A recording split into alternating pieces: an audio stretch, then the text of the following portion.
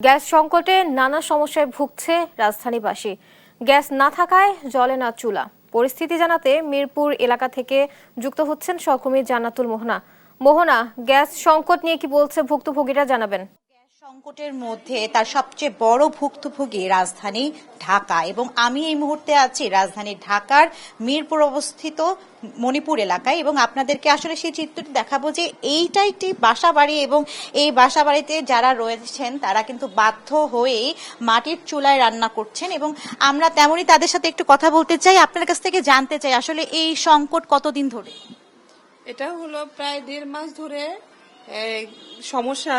আমাদের আগে সকাল 7টায় আসতো আর দুপুর 2টায় আসতো, এখন তো টোটালি 1.5 মাস ধরে কোনো গ্যাস নেই। তা এখন আমরা বাধ্য হয়ে এই যে লাকড়ির চুলায় রান্না বসাইছি। এখন কি করব, বাচ্চা কাচ্চাদের তো ভাত দিতে হবে, খাওয়াইতে হবে, আমাদেরও বাঁচতে হবে। আপনাদের গ্যাসের বিল দেওয়া তো লাগছে না? গ্যাসের বিলও দেওয়া লাগছে, প্রায় গ্যাসের বিল তো মাপ নাই।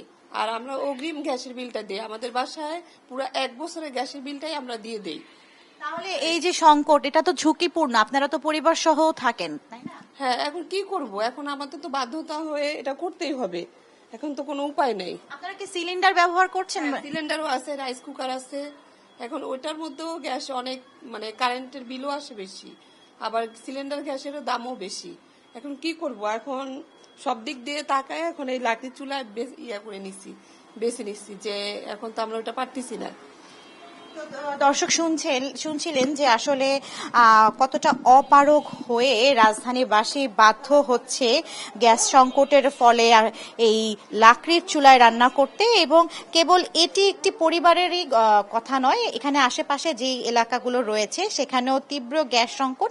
তাদের সাথে যখন কথা বলেছি তারা জানিয়েছেন যে রাতে কিছুটা গ্যাস আসলেও সারা দিন ব্যাপী কিন্তু এই গ্যাসের তীব্র সংকট চলতেই থাকে, এবং তারা যেই ইলেকট্রিক চুলা কিংবা যেই অন্য যে চুলা রয়েছে সেই চুলাগুলোতে রান্না করলেও তাদের প্রচুর পরিমাণে বিল আসছে। আমরা আরেকজনের সাথে একটু কথা বলতে চাই, একটু আপনার সাথেও যদি আপনি জানাতেন যে কি অবস্থা, আপনাদের এলাকার কি অবস্থা বা আপনার বাসার কি অবস্থা? আমাদের বাসায় আসে, অল্প আসে গ্যাস, বেশি আসে না। আগে যেমন বেশি আসতো এখন অত না, অল্প অল্প রান্না করা যায়। আপনারা এই সমস্যা কতদিন ধরে দেখছেন? এই দিদি অনেক দিন ধরে, 2 মাস ধরে, 2 মাসের মতন আমাদের ওখানে আদর্শ রোডে। আপনাদের তাহলে কি বলা যায় যে এই কারেন্ট কেমন থাকছে, পানি কেমন থাকছে? পানি থাকছে মোটামুটি, কারেন্ট এখন বেশি চলে যেতেছে, দিনের মধ্যে 4 বারও যায়, 5 বারও যায় কারেন্ট। তাহলে জীবনটা আসলে কেমন, দুর্ভোগ ভরা কি? হ্যাঁ, দুর্বল পড়াই তো এখন আর কি।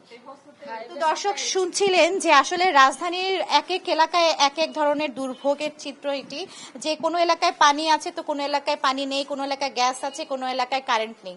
তো এই তীব্র জনদুর্ভোগের মধ্যেও প্রতিদিন কিন্তু দিনাতিপাত করতে হচ্ছে তাদের। তো এই ছিল রাজধানীর মিরপুর থেকে আমার কাছে সর্বশেষ।